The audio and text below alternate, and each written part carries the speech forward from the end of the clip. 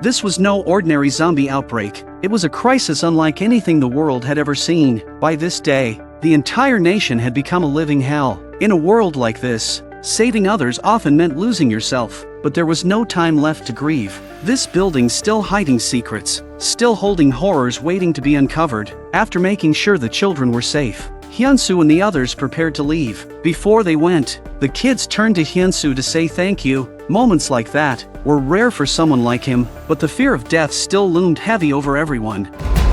졸지.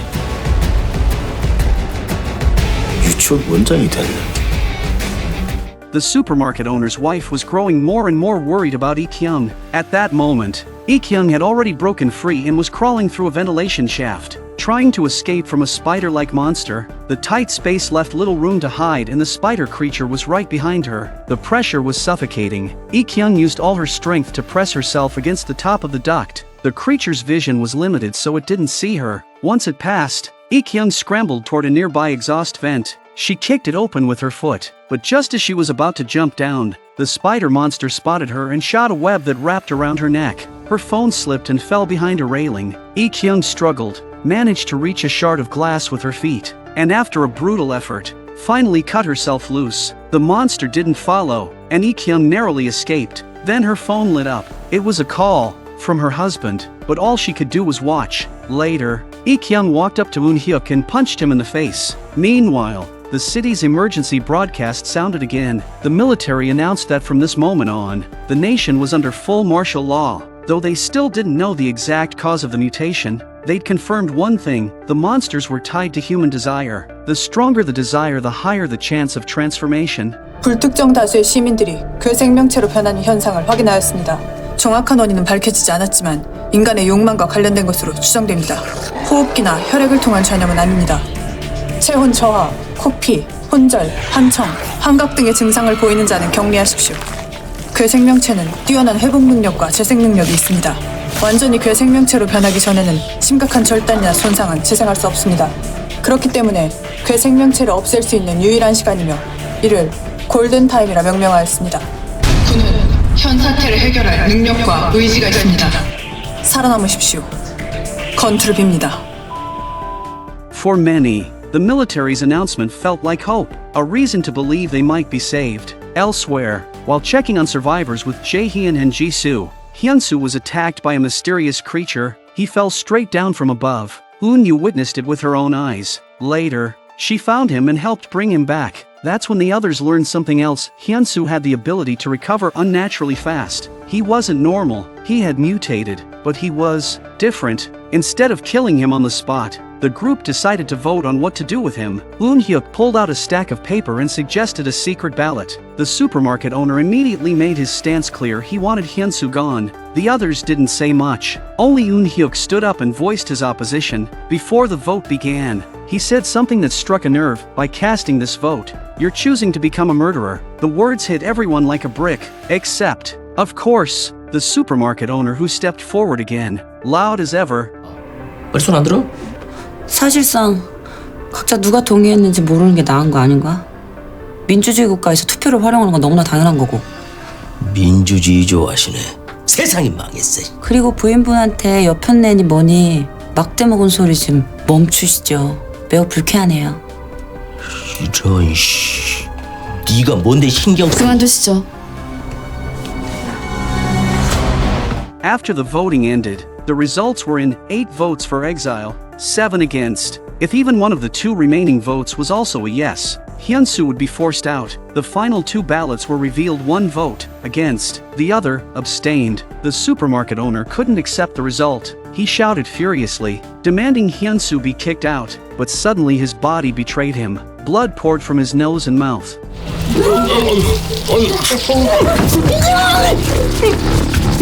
마음 단단히 먹어요. 괴물한테 먹히기 싫으면. 나한테도 투표권이 있나? 이거 넣으면 저 아저씨도 나랑 같이 나가는 거죠? 맞아요?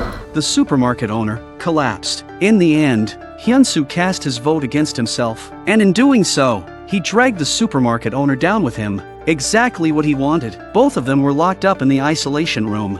There, the supermarket owner begged Hyun-su to teach him how to control the monster inside. This man who used to beat his wife regularly, was now facing a monstrous transformation of his own. Her abusive husband was now on the verge of turning into a monster, and though she had lived in fear for years, the thought of truly losing him still left her torn inside. Later, she approached Lee-kyung and brought her some food, but before Lee-kyung could eat, she began gagging. As someone who'd been through it, the woman immediately understood Lee-kyung was pregnant. Meanwhile, Sangwuk tracked down the pervert and threw several punches straight at him. Knowing he wouldn't survive much longer, the man ran into the common area, claiming he was starting to show symptoms. It was a desperate move to buy himself time. Sangwuk chased after him, ready to take him down, but Jae-hyun stepped in to stop him. In that moment of distraction, the pervert slammed the shutter gate shut, forcing Sangwuk to back off. For now, like the supermarket owner, the pervert wanted something from Hyun-su, the secret to coexisting with the monster inside. Back in room 1408, the woman chopping vegetables suddenly showed signs that something was wrong. Her pupils turned pitch black. She didn't even notice when she sliced her own fingers. Later, the little girl approached Dusik and whispered, "She's been in the bathroom for an hour and hasn't moved." That set off alarms in Dusik's mind. He picked up his weapon and cautiously opened the door. What he saw left him speechless. The woman's desire was her child. Now, her body had morphed into a giant fleshy sphere, and inside it, a monstrous infant was growing. She had once told Dusik, "If I turn into one of them, kill me." But standing there, seeing her like that, he couldn't bring himself to do it. She didn't want to hurt anyone. Was it so wrong to just want her child back? Eun-hyuk came to the isolation room. He wanted to talk to Hyun-su. Before he could leave, the supermarket owner ran up to him, claiming that Hyun-su was just being used, and he wasn't wrong. Eun-hyuk had kept Hyun-su around because of his abilities. Now, it was time for Hyun-su to be useful. From here on out, all the most dangerous tasks would fall to him. That's what Eun-hyuk told him plain and cold. Hyun-su's departure pushed the supermarket owner even further into madness. When his wife brought him food, he didn't thank her. Instead, he grabbed her violently. Lee-kyung, watching all this unfold, confronted Eun-hyuk. She didn't agree with using someone like that. There had to be another way. Eun-hyuk then learned that Dusik could craft weapons, so he sent Hyun-su and Sangwuk upstairs. 차현수가 버텨낼 수만 있다면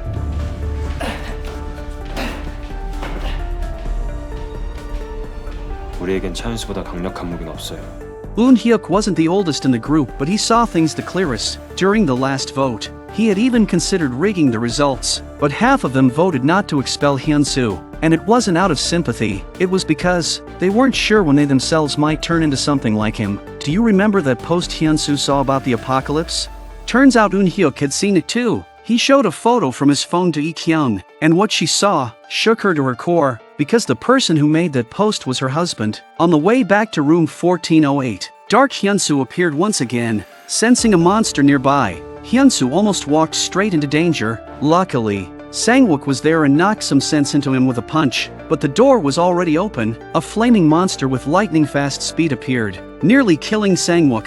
Hyun-su stepped forward slowly, only to see an old man and a young woman drive the monster away using a crossbow. Yuri and the old man also noticed something strange about Hyun-su, but instead of rejecting him, they chose to go with him to room 1408. Meanwhile, the supermarket owner was sleeping until he sensed something was off. He woke to find his wife standing over him. She was holding a weapon behind her back. Years of silence, years of abuse had all built up. She didn't know if she'd turn into a monster, but she was sure of one thing: she had to kill him before that happened. Across the room, the pervert saw what was happening. From the woman's words, he realized Sangwuk had gone upstairs. Hearing this, he searched his body and didn't find the key. That's when panic set in. The key unlocked a room full of evidence proof of his crimes. When Sangwuk entered that room, his suspicions were confirmed. The pervert was a child predator. Years ago, a man's daughter had been one of his victims. Desperate for justice, he begged Sangwuk to investigate. Now,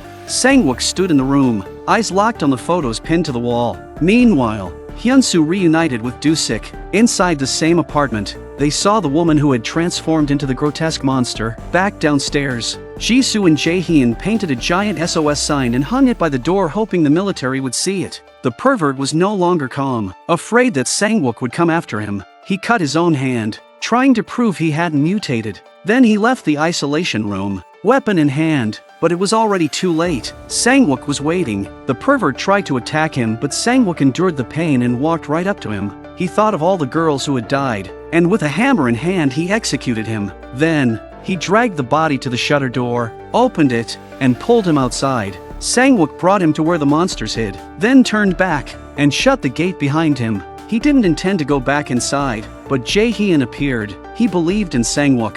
He knew he was a good man, and because of that Sangwuk lived. The bodies of the girl and the soldier in camouflage were also brought inside. With Do-sik's help, their defenses were rebuilt quickly. Hyun-su once again stepped out into the unknown, this time to hunt monsters. Inside, the supermarket owner had another nosebleed, and just outside, a monster feeding on the pervert's corpse was suddenly snatched away by a massive hand. Sangwuk's earlier actions had stirred controversy. To thank him, the older woman took off the only valuable item she had on her. Sangwuk glanced at it and said nothing. He walked to a temporary grave mound nearby and burned the belongings of the man who had once begged him to find his daughter along with the money he had paid. In Sangwuk's eyes, a mission left unfinished was a mission unpaid. Jae-hyun approached him. He was the only one who truly understood Sangwuk's sense of duty. He took Sangwuk to the supermarket and handed it over to him, giving him, at least for now, a new purpose.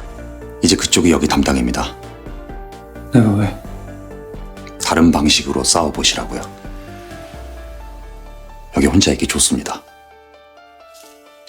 To prepare for emergencies, the group started doing drills. They set up traps, and Jisoo acted as the mock zombie. But for Eun-yu, it was all nonsense. The drills were Eun-hyuk's idea, and unsurprisingly, his sister was against it. Their relationship had always been tense. After all, Eun-yu wasn't really his biological sister. Ever since Lee-kyung saw her husband's online post, she couldn't stop thinking about everything he'd done before the outbreak. So she made up her mind she would go to his workplace and get answers herself. Eun-hyuk seemed to sense her intention, so he kicked her out in his own way. Repaying a personal debt, Lee-kyung rode off on the old man's prized motorcycle. In the days that followed, under Eun-hyuk's leadership, residents began doing daily temperature checks and physical inspections. Hyun-su went out scavenging for supplies. One day, the supermarket owner reappeared in front of everyone. His wife recognized him immediately. Since it was her husband, she insisted on dealing with it herself. She walked up to the man and struck him with a blunt weapon. Just one hit, and he snapped back to reality. Then he muttered 3 words, "Kill me, please."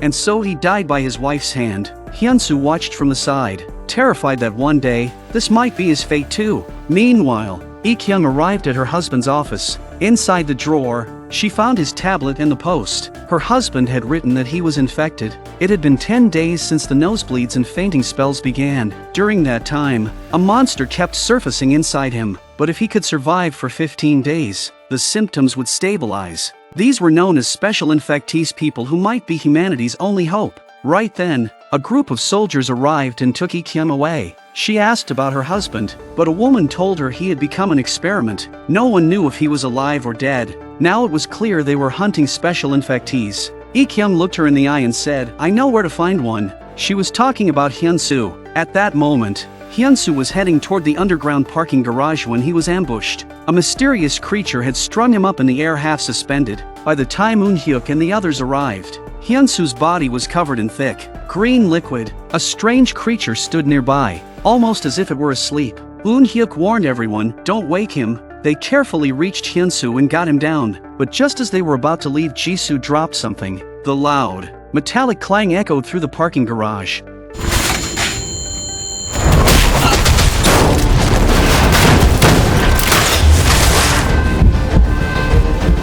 The speed-type mutant woke up.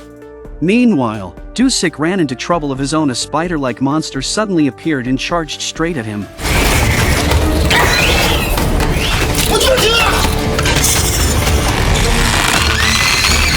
Its screams were like nails on a chalkboard, echoing off the walls. A curly-haired guy blocked the exit, arms wide, refusing to let anyone through. But Yuri and Eun-yu weren't having it. They pushed past him and rushed inside. By the time they arrived, the monster had Do-sik pinned to the ground. Seconds later, more women burst in. Together, they fought tooth and nail, managing to trap the spider mutant and lift it off the floor. Then, the little girl stepped forward, lit a Molotov cocktail, and hurled it at the monster. Meanwhile, Back in the garage, an arrow slammed into the speed mutant's eye. Eun-hyuk triggered a car alarm to draw the creature's attention, but it was moving too fast, hitting it was nearly impossible. Then Sangwuk and 2 others showed up right in its path. Just as the mutant lunged, Eun-hyuk and Jae-hyun came crashing in, driving straight into the fray. Even then, the creature didn't back down and the blaring car noise just brought more of them swarming. Eun-hyuk gripped the wheel, laser-focused, while the others fought off monsters clawing at the car. It was chaos. Eventually, the car screeched to a stop. Just then, the speed mutant reappeared.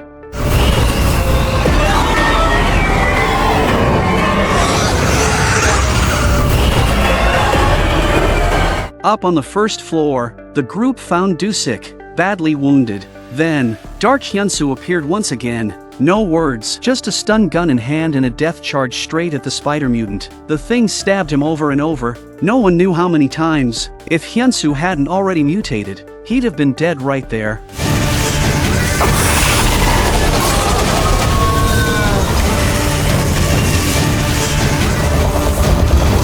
But he survived.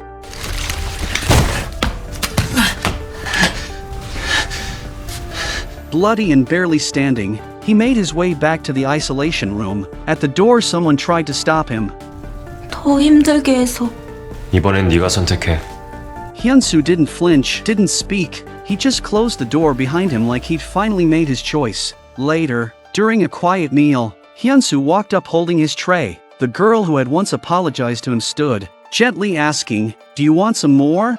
While everyone else was still worried about having enough for themselves, she was the only one who offered to share. Like Sangwuk, Hyun-su had always been the outsider. When everyone else looked at them with fear or disgust, only the old man never judged. Because all the special infectees the military had found had ended up dead, their entire plan was falling apart. But Lee-kyung had information. She knew the location of a surviving special infectee. So the female officer decided to let her go. Before sending her off, she handed Lee-kyung a GPS tracker. "Press the button," she said, "and we'll come find you." Meanwhile, Eun-hyuk and Dusik were in the underground garage, trying to repair one of the damaged vehicles. Eun-hyuk needed a working car for upcoming missions, but their conversation was overheard by the man with glasses. Later, that same man barged into Eun-hyuk's room and discovered something shocking. Their food was almost gone. Feeling betrayed, he stormed inside in a rage.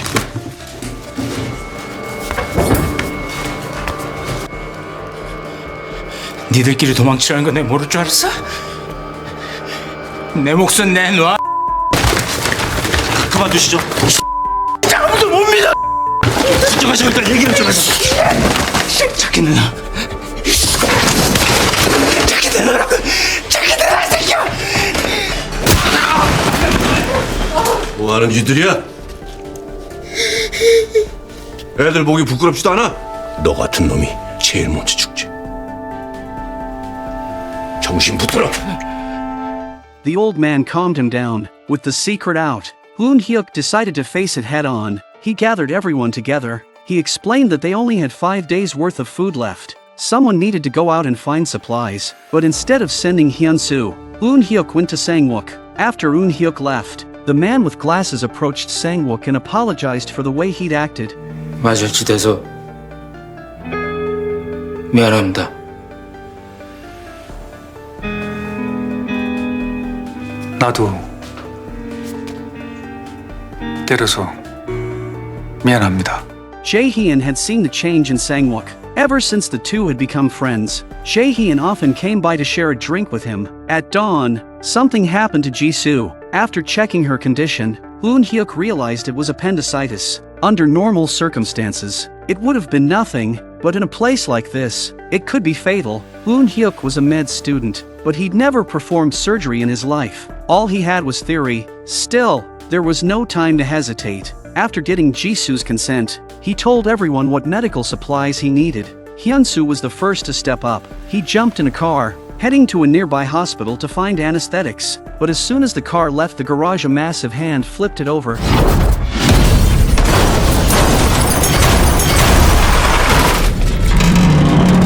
The muscle-bound mutant was still alive. No time to think. Hyun-su rushed into battle. Back inside, the sound of chaos told Eun-hyuk everything he needed to know. They had failed. The anesthetics weren't coming. Jisoo would have to endure the surgery without them. Hyun-su was no match for the monster. His frame was too small, too fragile. Just when things looked hopeless, the old man arrived and threw a Molotov to buy them time. But as soon as he helped Hyun-su up, blood poured from his nose and mouth. The old man knew he was about to turn too, so he made a decision. He would sacrifice himself. Just as the creature was about to kill him, Ik-young came barreling in, driving a fire truck straight into the monster.